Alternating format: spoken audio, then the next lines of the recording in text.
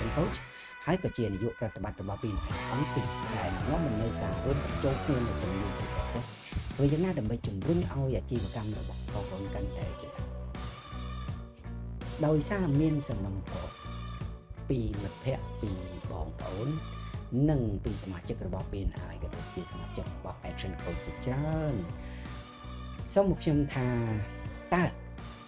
ការកំណត់គោលដៅវាមានសារៈសំខាន់ដែរឬមួយក៏អត់ពួកគាត់មួយចំនួនពិបាកនឹងកំណត់គោលដៅមួយចំនួនទៀតកំណត់គោលដៅហើយអត់ទាន់សម្រេចបានអញ្ចឹងសំណួរសួរត្រឡប់ទៅបងប្អូនតើការកំណត់គោលដៅឆ្នាំ2025យ៉ាងនេះបងប្អូនបានកំណត់ហើយបាទអញ្ចឹងបើបានកំណត់ហើយតើបងប្អូនកំណត់ទៅលើកត្តាអីខ្លះអរគុណថ្ងៃនេះខ្ញុំនឹងលើកយកនៅកូនសោកន្លឹះសម្រាប់ការកំណត់គោលដៅក្នុងឆ្នាំ2025របស់យើងនៅខាងមុខនេះដើម្បីឲ្យបងប្អូនងាយស្រួលយល់ហើយតាមទាន់សូមបងប្អូនតាមដានខ្ញុំនៅពេលបន្តិចទៀតនេះខ្ញុំស្វាគមន៍មកកាន់ការកំណត់គោលដៅនៅឆ្នាំ2025នេះបងប្អូនដើម្បីឲ្យបងប្អូនងាយស្រួលយល់ចងចាំសូមបងប្អូនមើលរូបមន្តដែលខ្ញុំបានចងនៅពេលនេះថាតើការកំណត់គោលដៅរបស់យើងនឹងមានធាតុអីខ្លះផ្សំចូលជាមួយពីច្រើនដែលបងប្អូនធ្វើអាជីវកម្មបងប្អូនសួរគ្នាតើឆ្នាំនេះរកបានអតិថិជនប្រមាណអ្នកហើយមែនទេបងប្អូនទី2ឆ្នាំនេះរកចំណូលបានប្រមាណហើយណានិងទី3តើចំណេញបានប្រមាណហើយឆ្នាំហ្នឹងវិញខែហ្នឹងវិញយើងច្រើនតែសួរមិត្តភ័ក្តិបងប្អូនយើងបែបហ្នឹងតែអ្នកនៃយើងនៃយកយើងបែបសំណួរសុំថាតើអា3ហ្នឹងសំខាន់មែនអត់យ៉ាសំខាន់តែមិនសូវសំខាន់ដូចអា5តែខ្ញុំនឹងណែនាំទៅបងប្អូនខាងលើនេះទេក៏ប៉ុន្តែថ្ងៃនេះខ្ញុំនឹងឲ្យបងប្អូនយល់ឲ្យកាន់តែច្បាស់ថាតើអតិថិជននឹងកើតឡើងចេញមកពីណាអតិថិជនកើតឡើងចេញមកពី number of lead គុណជាមួយនឹង conversion rate ស្មើនឹង customer អតិថិជនហើយ your number of customer គុណជាមួយនឹង average dollar sale ហើយគុណជាមួយនឹង number of transaction បានស្មើនឹង revenue ប្រាក់ចំណូលរបស់បងប្អូនយកប្រាក់ចំណូលគុណជាមួយនឹង profit margin ភាគរយនៃប្រាក់ចំណេញរបស់បងប្អូនគុណទៅចេញបាន profit ឃើញទេ business is a mathematics គឺជាគណិតវិទ្យាបើបងប្អូនអត់យល់ពីប្រភពពីគណិតវិទ្យាទេបងប្អូនពិបាកនឹងធ្វើពាណិជ្ជកម្មរបស់បងប្អូនអូខេដើម្បីឲ្យយល់ងាយស្រួលយល់ឲ្យកាន់តែច្បាស់ខ្ញុំសូមបញ្យល់លម្អិតមួយថាស្អីគេ lead គឺជាចំនួនអតិថិជនគោលដៅដែលបងប្អូនចង់បាន lead ណាជាអតិថិជនគោលដៅដែលបងប្អូនចង់បានគាត់មិនទាន់ខ្លាចជាអតិថិជនរបស់បងប្អូនទេ conversion rate ជាសមត្ថភាពរបស់អ្នកលក់ឧទាហរណ៍តែជួបអតិថិជន10នាក់ធ្វើបទបង្ហាញពីអាជីវកម្មមាន2នាក់ប្រើប្រាស់ផលិតផលសេវាកម្មរបស់បងប្អូនមានន័យថាបងប្អូនមានសមត្ថភាព convert 20% ណាបាទយក2ចែកឲ្យ10គុណនឹង100មកឃើញសមត្ថភាពរបស់បងប្អូន conversion rate របស់បងប្អូនអូខេអញ្ចឹងយក lead គុណជាមួយនឹង conversion rate ស្មើនឹង customer ពេលដែលបងប្អូនឃើញ customer ហើយបងប្អូនយកមកគុណជាមួយនឹង average dollar sale ណា average dollar sale បាទស្អីគេអាហ្នឹងជាចំនួនលុយដែលអតិថិជនចាយមកលើយើងម្ដងហ្នឹងក៏ចាយលុយអស់ប្រមាណជាមធ្យមចាយជាមធ្យមមកឧទាហរណ៍ថាមួយឆ្នាំវា4ដងអញ្ចឹងយើងយកមកចែកមក4ដងនៃអតិថិជនជាមធ្យមហ្នឹងមានតម្លៃប៉ុណ្ណាឃើញប៉ុណ្ណាប៉ុណ្ណឹងហើយតម្លៃខ្ញុំលើកឧទាហរណ៍ខាងក្រុមហ៊ុនរបស់ខ្ញុំ logistics ជា average គឺ$1000ណា$1000 shipment ក្នុង customer ហើយ number of transaction ជា repeat customer ជាចំនួនដងនៃអតិថិជនដែលគាត់មកប្រើប្រាស់ជាមួយនឹងយើងអញ្ចឹងមួយឆ្នាំ ខាងខ្ញុំជា average 4 ដងអញ្ចឹងអាជីវកម្មមួយផ្សេងគ្នាណាដូចខ្ញុំលើកឧទាហរណ៍ដូចជា restaurant អីមិនមួយឆ្នាំ4 ដងអីទេអញ្ចឹងមួយថ្ងៃអាច1 ដងឬក៏2 ដងឬក៏មួយសប្តាហ៍2 ដង 3 ដងអញ្ចឹងទៅបាទអញ្ចឹងគុណចេញជាខែជាឆ្នាំអីមកបងប្អូនប៉ុន្តែខ្ញុំគិតជាឆ្នាំណាបងប្អូនណាបាទយក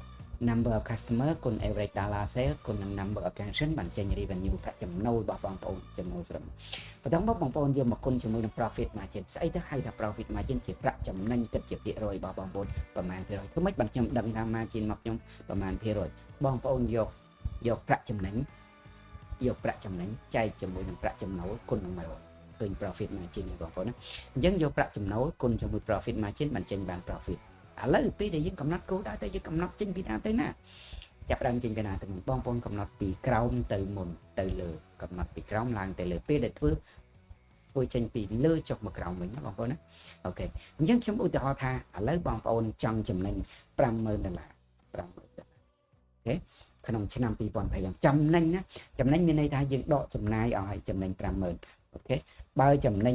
$50,000សំណួរទី2តើយើងរកrevenue ប្រាក់ចំណូលរបស់យើងនឹងប្រមាណ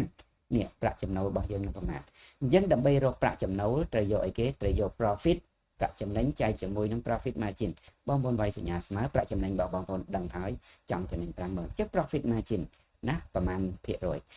នេះ profit margin ខ្ញុំឧទាហរណ៍ទេថាអាជីវកម្មរបស់ខ្ញុំចំណេញ20%អញ្ចឹងខ្ញុំយក profit margin ចែកឲ្យប្រាក់ចំណូលប្រាក់ចំណេញចែកជាមួយនឹង profit margin តើខ្ញុំត្រូវរកប្រាក់ចំណូលឲ្យបានប្រមាណខ្ញុំត្រូវរកប្រាក់ចំណូលឲ្យបានមួយឆ្នាំ$25,000ណាមួយឆ្នាំ$25,000ឃើញបងប្អូនរកចំណុចទី2ឃើញនេះ$25,000និងចំណុចទី3បងប្អូនត្រូវរកចំនួនអតិថិជន$25,000តើបើគិតជាអតិថិជនតើខ្ញុំត្រូវ close deal ឲ្យបានប្រមាណអតិថិជនរូបមន្តរបស់អតិថិជនយកអីធ្វើអី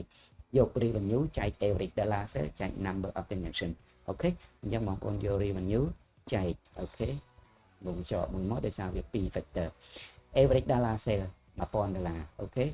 គុណជាមួយនឹងបាទចំនួនដង repeat customer អញ្ចឹងខ្ញុំមិនដឹងថាតើខ្ញុំត្រូវការអតិថិជនប្រមាណអ្នកអូខេបងប្អូនខ្ញុំចំពោះខ្ញុំវិញខ្ញុំត្រូវការអតិថិជន63អ្នកដើម្បីលក់ឲ្យបាន$25,000ហ្នឹងណានឹងចំណុចចុងក្រោយគេខ្ញុំត្រូវរក lead គឺចំនួនអតិថិជនដែលខ្ញុំចង់បានតើខ្ញុំត្រូវរករបៀបបែបយ៉ាងម៉េចគឺយក customer ចែកឲ្យ conversion rate customer របស់ខ្ញុំប្រមាណ62.5 ចែកឲ្យ conversion rate ខ្ញុំឧទាហរណ៍ទេថាខាងខ្ញុំ20%ណាបងប្អូនណាអញ្ចឹងខ្ញុំត្រូវការអតិថិជនដែលខ្ញុំត្រូវទៅជួបនេះ312នាក់ណាក្នុងមួយឆ្នាំវាច្រើនដែរអូខេបងប្អូនកុំបារម្ភអញ្ចឹងបងប្អូនយកវាមកបំបែកជាខែបំបែកជាសប្តាហ៍ហើយបំបែកមួយជាថ្ងៃមកក្នុងមួយឆ្នាំមានប្រហែលខែមាន12ខែបងប្អូនចែក12ខែមួយខែត្រូវជួបអតិថិជនឲ្យបាន26នាក់តាអូខេអញ្ចឹងបើគិតជាសប្តាហ៍មួយសប្តាហ៍6 ចុចកន្លះអូខេអញ្ចឹងបើគិតជាថ្ងៃមួយថ្ងៃ1 ចុចកន្លះបងប្អូនជួបមួយថ្ងៃ2នាក់ជួប point sale មួយអូខេអញ្ចឹងបងប្អូនត្រូវគ្រប់គ្រងទី2គឺគ្រប់គ្រងចំនួនអតិថិជនដែលបងប្អូនត្រូវ close deal ប្រចាំខែត្រូវ close ឲ្យបាន 5.2 និងសប្តាហ៍ឲ្យបាន 1.3 និងមួយសប្តាហ៍បងប្អូន2ថ្ងៃ close deal បានមួយបងប្អូនសម្រាប់វាបាននិងបន្ទាប់មកទៀតបងប្អូនត្រូវគ្រប់គ្រងទៅលើប្រាក់ចំណូលបងប្អូនតាមមួយខែទៅឲ្យបានបងប្អូនត្រូវរកមួយខែឲ្យបាន2800ណា2800ជាងបានអូខេបើគិតជាសប្តាហ៍5200ជាងណាបើគិតជាថ្ងៃមួយថ្ងៃត្រូវចំណូលឲ្យបាន$1,041-42អូខេអញ្ចឹងបងប្អូនត្រូវរកបែបហ្នឹងហើយនឹងចុងក្រោយគេបងប្អូនគ្រប់គ្រងមើលប្រាក់ចំណេញប្រចាំខែរបស់បងប្អូនប្រចាំខែបងប្អូនត្រូវចំណេញឲ្យបាន$4,000ជាងថា$4,200ក្នុងមួយខែចំណេញណាអូខេបើឲ្យចំណេញក្រុមហ្នឹងគឺអត់សម្រាប់បាន profit $50,000ហ្នឹងទេណាហើយបើគិតជាសប្តាហ៍$1,041-42ហ្នឹងគិតជាថ្ងៃមួយថ្ងៃឲ្យបាន$308 $310យ៉ាឃើញទេបងប្អូនឃើញងាយស្រួលទេក្នុងការកំណត់គោលដៅរបស់បងប្អូនតើនេះវាពិបាកឬក៏វាស្រួលសម្រាប់បងប្អូនក្នុងការកំណត់គោលដៅប្រចាំឆ្នាំរបស់បងប្អូនណាបងប្អូនណាខ្ញុំសូមសរុបឡើងវិញដើម្បី កំណត់គោលដៅពីប្រាក់ចំណេញរបស់បងប្អូនសូមកំណត់ពីក្រោមឡើងទៅលើត្រឡប់មកវិញណាទី1បងប្អូនយក lead គុណជាមួយនឹង conversion rate បានស្មើ customer យក number of customer គុណជាមួយ average dollar sale គុណជាមួយ number of transaction បានស្មើនឹង revenue យក revenue គុណជាមួយនឹង profit margin បានស្មើ profit របស់បងប្អូនមើលនៅក្នុងការឧទាហរណ៍របស់ខ្ញុំ lead បងប្អូនមួយឆ្នាំត្រូវការ313នាក់គុណជាមួយនឹង conversion rate របស់បងប្អូន 20% ស្មើនឹងអតិថិជនប្រមាណអតិថិជនត្រូវការអតិថិជន62កន្លះអូខេដោយជាមធ្យមបងប្អូនលក់ក្នុងអតិថិជនមួយ$1000ហើយមួយឆ្នាំគាត់មកទិញយើងមកប្រើប្រាស់សេវាកម្មយើង4ដងដូចខ្ញុំ logistics អញ្ចឹងខ្ញុំ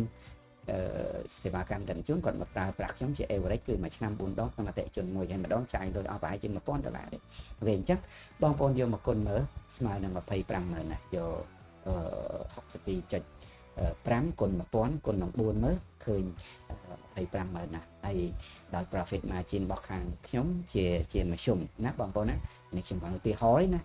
បាទឧទាហរណ៍អញ្ចឹងតែ business មួយវារៀនផ្សេងៗគ្នាវាខុសៗគ្នាมันអាចយកអានឹងជាសុចនាករយកមកវាស់បានទេអញ្ចឹង profit margin របស់យើងប្រមាណ%យើងចង់ចំណេញប្រមាណ%គឺយើងកំណត់យកប៉ុណ្ណឹងមកណាបងប្អូនណាអូខេយក25000គុណនឹង20%ស្មើ50000អូខេអញ្ចឹងនឹងហើយជារបៀបក្នុងការកំណត់គោលដៅរយៈពេល1ឆ្នាំពេញរបស់បងប្អូនហើយបងប្អូនយល់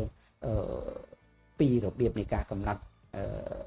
គោលដៅនៅក្នុងឆ្នាំ2025នឹងហើយបន្ត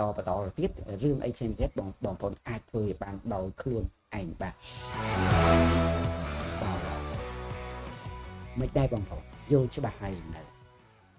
នេះជាវិធីក្នុងការកំណត់គោលដៅរបស់បងប្អូនទាំង personal ទាំង financial ណាបងប្អូនណាទាំងអាជីវកម្មហ្នឹងជារបៀបនៃការកំណត់គោលដៅអញ្ចឹងសំណួរសួរគ្រូមានតែប៉ុណ្្នឹងអញ្ចឹងហើយចុះធ្វើមិនទៅខ្ញុំចង់ចំណេញច្រើនចំណេញទៀតតើមានវិធីសាស្ត្រអីខ្លះក្នុងជួយខ្ញុំឲ្យចំណេញច្រើនលើនេះមាននៅ action coach មានយុទ្ធសាស្ត្រជាង350យុទ្ធសាស្ត្រជាង350យុទ្ធសាស្ត្របងប្អូនណាដែលអាចយកទៅប្រើប្រាស់សម្រាប់ការពង្រីកអាជីវកម្មរបស់បងប្អូនពង្រីកទៅលើប្រាក់ចំណេញរបស់បងប្អូនពង្រីកទៅលើប្រាក់ចំណូលរបស់បងប្អូននិងអីគេនឹងបង្កើនអតិថិជនរបស់បងប្អូនឲ្យកាន់តែខ្ពស់ហើយមានប្រសិទ្ធភាពអូខេថ្ងៃនេះបើសិនជាបងប្អូនមើលឃើញថាចំណេះទាំងអស់ហ្នឹងវាមានប្រយោជន៍សម្រាប់បងប្អូនសូមបងប្អូនជួយ share ហើយ like ហើយចែករំលែកទៅដល់ក្រុមអ្នកដែលជាទីស្រឡាញ់របស់យើងឲ្យប្រជាជនរបស់យើងគាត់ដឹងច្បាស់គាត់យល់ច្បាស់ពីរបៀបនៃការកំណត់គោលដៅរបស់យើងគឺធ្វើយ៉ាងណាជួយអ្នកដែលនៅជុំវិញយើងឲ្យគាត់កាន់តែរីកចម្រើនជាងមុនហើយពូកែជាងមុនអញ្ចឹងយកចំណេះដឹងទាំងអស់ហ្នឹងយកទៅចែករំលែកជាមួយនឹងគេប៉ុន្តែមុននឹងចែករំលែកបងប្អូនត្រូវចាំថាអនុវត្តខ្លួនឯងសិនឃើញថាត្រឹមត្រូវហើយជោគជ័យហើយចែករំលែកទៅបងប្អូនដើម្បីឲ្យបងប្អូនទទួលបានចំណេះដឹងកាន់តែច្រើនជាងនឹងទៀតខ្ញុំដឹងថាវាមានប្រយោជន៍ហេតុអីបានមានប្រយោជន៍ដោយសារបើបងប្អូនអត់ចេះទេបងប្អូនមិនអាចជួយខ្លួនឯងបានទេហើយក៏មិនអាចជួយគ្រួសារខ្លួនឯងបានដល់ប្រសើរដែរហើយក៏មិនអាចជួយសង្គមជាតិរបស់យើងបានកាន់តែខ្លាំងហើយរឹងមាំដែរជឿថាបងប្អូនម្នាក់ៗមានក្តីស្រឡាញ់មានស្នេហាជាតិចង់ជួយប្រទេសជាតិរបស់យើងដើម្បីអាចជួយប្រទេសជាតិរបស់យើងបានកាន់តែខ្លាំងហើយរឹងមាំសូមបងប្អូនចាប់ផ្ដើមចេញពីខ្លួនយើងមុនណាចាប់ផ្ដើមចេញពីខ្លួនយើងមុនតើយើងអាចធ្វើអីបានខ្លះសម្រាប់ខ្លួនយើងសម្រាប់គ្រួសារសហគមន៍ក៏ដូចជាប្រទេសជាតិរបស់យើងនិងពិភពលោករបស់យើងអញ្ចឹងកុំមើលទៅអ្នកដទៃចាប់ផ្ដើមចេញពីខ្លួនយើងមានកុំគិតថាគេមិនធ្វើផងអញមិនធ្វើអីអញមិនឯងទូថ្មរួចទេអត់ទេបងប្អូនសំខាន់ខ្លាំងណាស់ការចាប់ផ្ដើមចេញពីខ្លួនរបស់យើងដោយ Dr. Ivan Misner អញ្ចឹង philosophy របស់គាត់ហ្នឹងគឺ give us gain បាទហើយបើនិយាយអំពីរឿងព្រះគ្រីស្ទវិញគឺអ្នកដែលឲ្យគេច្រើនអ្នកដែលឲ្យគេអ្នកនឹងទទួលបានប្រពោច្រើនជាងគេអញ្ចឹងសូមបងប្អូនអនុវត្តទៅលើការរៀនឲ្យ giving the more you give the more you គេត្រឡប់មកវិញណាបងប្អូនណារៀនឲ្យនៅថ្ងៃទី24ខ្ញុំមានកម្មវិធីសិក្ខាសាលាមួយដែលផ្ដល់ជូនទៅដល់បងប្អូនដែលគាត់ចាប់អារម្មណ៍ចង់ឲ្យខ្លួនឯងជាងមុនខ្លាំងជាងមុនរលុយបានច្រើនជាងមុនហើយមានឱកាសក្នុងការជួយអ្នកជំនាញខ្លួនឯងនិងប្រទេសជាតិនិងពិភពលោកសូមបងប្អូនចូលវគ្គសិក្ខាសាលាជាមួយនឹងខ្ញុំនិយាយអំពី Mastering Business Strategy ដែលនឹងបង្រៀននៅថ្ងៃទី24ខែមករាឆ្នាំ2025នេះនៅពេលវេលារបស់បងម៉ោង1យើងចាប់ផ្ដើមអញ្ចឹងខ្ញុំសង្ឃឹមថាបងប្អូននឹងចូលរួមជាមួយនឹងខ្ញុំហើយដើម្បីឲ្យបងប្អូនទទួលបានព័ត៌មានល្អិតសូមមើលព័ត៌មាននៅក្នុងកញ្ចក់ទូរទស្សន៍នេះបងប្អូនតំណាក់តំណងមកហើយពួកគាត់ផ្ដល់ព័ត៌មានលម្អិតជូនទៅអាលោកស្រីដែលមានបំណងចង់ធ្វើឲ្យខ្លួនឯងកាន់តែខ្លាំងហើយពូកែជាងនឹងទៀតបាទជួបគ្នានៅថ្ងៃទី24ខែមករាឆ្នាំ2025អរគុណ